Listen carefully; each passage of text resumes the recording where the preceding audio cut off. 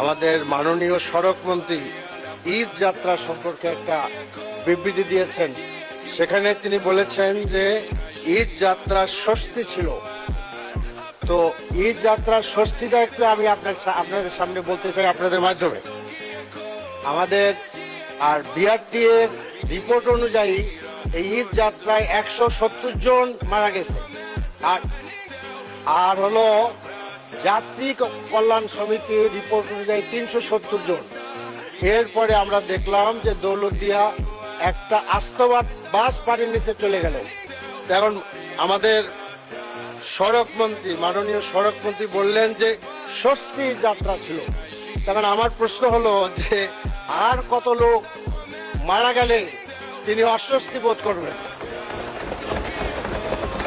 এবং মাননীয় স্পিকার, আরো কথা আছে। এবং এই যে দৌলতদিয়ায় এত মর্মান্তিক ভাবে লোক মারা গেল, সেখানে সড়ক মন্ত্রী গেলেন না।